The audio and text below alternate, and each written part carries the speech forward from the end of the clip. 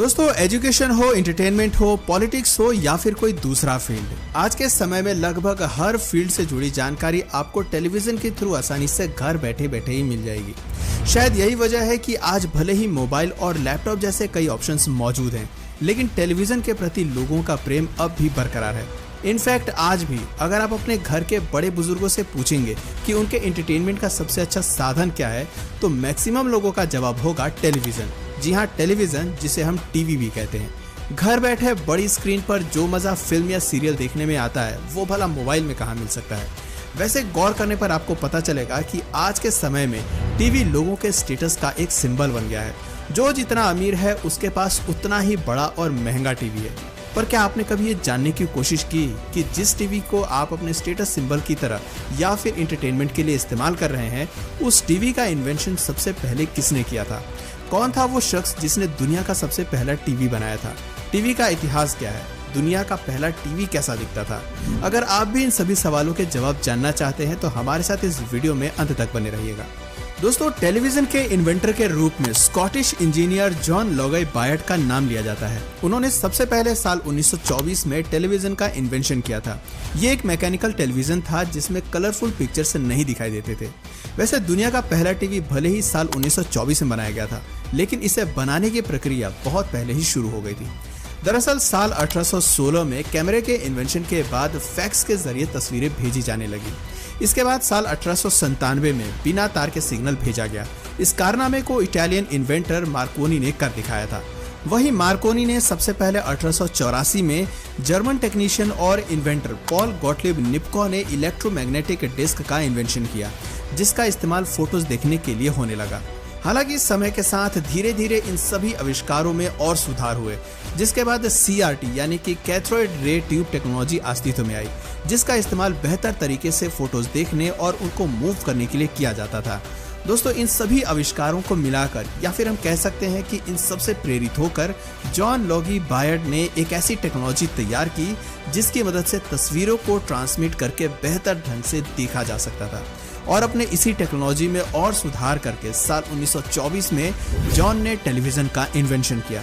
इनके द्वारा बनाया गया टेलीविजन एक मैकेनिकल टेलीविजन था, जिसमें जॉन ने पिक्चर्स को मूव करके दिखाया था। हालांकि इस टेलीविजन में दिखाए गए सभी पिक्चर्स धुंधले नजर आते थे। इसके अलावा इसमें और भी कई कमियां थीं, जिस वजह से जॉन के टेलीविजन को लोगों के बीच कुछ खास पॉपुलैरिटी नहीं मिली। वैसे अपने इस आविष्कार का नाम खुद जॉन ने ही द टेलीविजन रखा था। जॉन के बाद 7 सितंबर 1927 को अमेरिकन इन्वेंटर फिलो फ्रांसवर्थ ने इलेक्ट्रॉनिक टेलीविजन का इन्वेंशन किया था। ये टेलीविजन मैकेनिकल टेलीविजन से थोड़ा अलग था, क्योंकि इसमें फिलो ने बहुत से नए फीचर्स को ऐड किया था। इसके साथ ही इनके टेलीविजन में पिक्चर ट्रांसमिशन करने की कैपेसिटी मैकेनिकल टेलीविजन के कंपैरिजन में ज्यादा थी। आपको बता दें कि फिलो फ्रांसवर्थ 21 साल के थे जब उन्होंने इलेक्ट्रॉनिक टेलीविजन का इन्वेंशन किया था, और अपने इस इन्वेंशन के 1 साल बाद उन्होंने अपने इलेक्ट्रॉनिक टेलीविजन को दुनिया के सामने रखा था।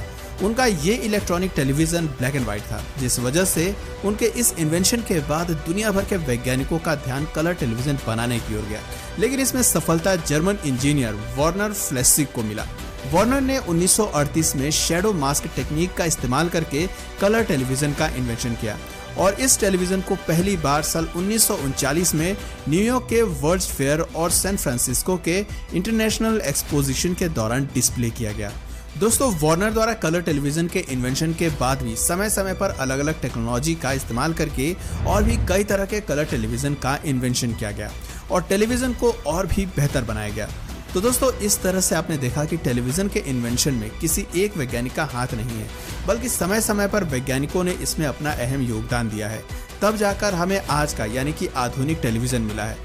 दोस्तों, अगर पुराने समय के टेलीविजन और आज के समय के टेलीविजन में कंपैरिजन करें तो आपके ग्रैंड पेरेंट्स या उनके पेरेंट्स के समय में जो टीवी आते थे उसमें आप सिर्फ चैनल्स को ही देख सकते थे।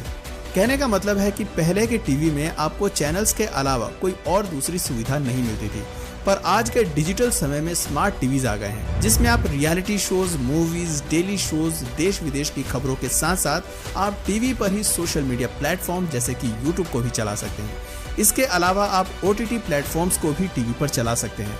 आप चाहें तो टीवी पर ही गेम खेल सकते हैं और टीवी के जरिए ही आप वीडियो कॉलिंग का मजा भी ले सकते हैं। Television sales begin. German engineer Warner ने 1938 में कलर टेलीविजन का इन्वेंशन कर दिया था, लेकिन साल 1939 तक किसी भी टेलीविजन को सार्वजनिक तौर पर बेचा नहीं गया था।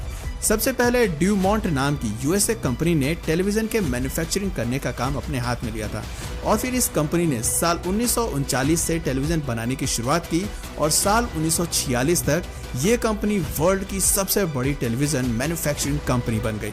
टेलीविजन की इस डिमांड को देखकर इस इंडस्ट्री में कई अन्य कंपनियों ने भी अपना हाथ आजमाया और टेलीविजन को और बेहतर से बेहतर बनाकर बाजार में उतारा। भारत में टेलीविजन की शुरुआत साल 1924 में टेलीविजन के आविष्कार के 3 दशक बाद टीवी ने भारत में दस्तक दी थी। साल 1959 में United Nations educational, scientific and cultural organisation यानी कि यूनेस्को की मदद से देश में टेलीविजन की शुरुआत हुई थी। अगर तारीख और जगह की बात करें तो 15 सितंबर 1959 में देश में सबसे पहले नई दिल्ली में टीवी को पेश किया गया था। उस समय टीवी की शुरुआत ऑल इंडिया रेडियो के तहत हुई थी और आकाशवाणी भवन की 5वीं मंजिल पर टीवी का पहला ऑडिटोरियम बना था।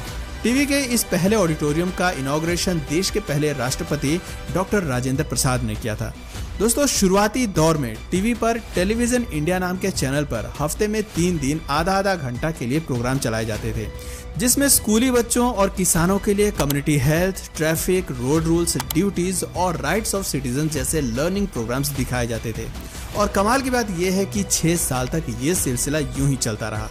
लेकिन लोगों के बीच टीवी की पॉपुलैरिटी को देखकर साल 1965 में टीवी पर रोजाना 1 घंटे का टेलीकास्ट शुरू हो गया और फिर आता है 1975 का साल, जब टेलीविजन के चैनल टेलीविजन इंडिया का नाम बदलकर इसका हिंदी में नामांकन किया गया।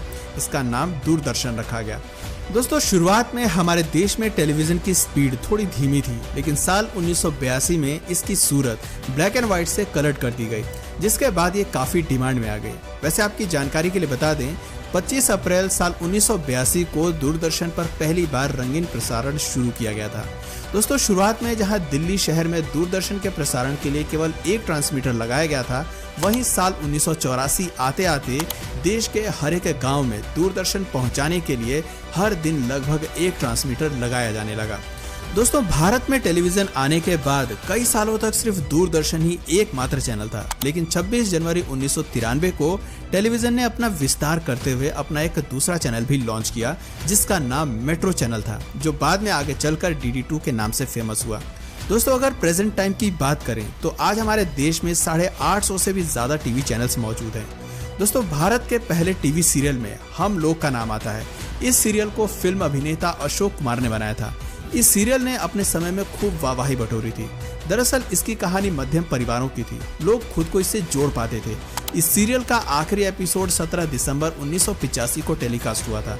इसके बाद आता है 1986 का साल, जब रामानंद सागर की बनाई गई रामायण दूरदर्शन पर चलनी शुरू हुई। रविवार को आने वाले इस प्रोग्राम को देखने के लिए देश भर में सड़कों पर सन्नाटा छा जाता था। लोग अपना सब काम छोड़कर जिनके घर में टीवी रहता था, उनके घर पर डेरा जमा लेते थे। दोस्तों, यही वो समय था जब देश में टीवी ने सबसे ज्यादा पॉपुलैरिटी बटोरी थी। रामायण के अलावा फिल्मी गीतों का प्रोग्राम चित्रहार, रंगोली, भारत एक खोज, ब्योमकेश बख्शी, मालगुडी डेज, विक्रम बेताल, फौजी, तमस, अलिफ लैला जैसे कई अन्य प्रोग्राम्स ने भी टीवी की पॉपुलैरिटी को बढ़ाने में अहम भूमिका निभाई थी। तो दोस्तों, इस वीडियो में फिलहाल इतना ही। उम्मीद है आपको आज की ये वीडियो पसंद आई होगी। दोस्तों, आपकी टीवी से लेकर कौन सी ऐसी मेमोरी है या सीरियल है जिसे आप बहुत मिस करते हैं, नीचे कमेंट सेक्शन में जरूर बताइए। और अगर इस वीडियो से आपको कुछ नया जानने या सीखने को मिला या फिर इंटरेस्टिंग लगा तो प्लीज इस वीडियो को एक लाइक करके अपने फ्रेंड्स और फैमिली में से जरूर शेयर करें। और अगर आप इस चैनल पर नए हैं तो प्लीज इस चैनल को सब्सक्राइब करके बेल नोटिफिकेशन आइकन को ऑन कर लीजिए, ताकि हमारे आने वाले वीडियोज आप मिस ना करें। मिलते हैं फिर किसी वीडियो में नए टॉपिक के साथ, तब तक के लिए नमस्कार।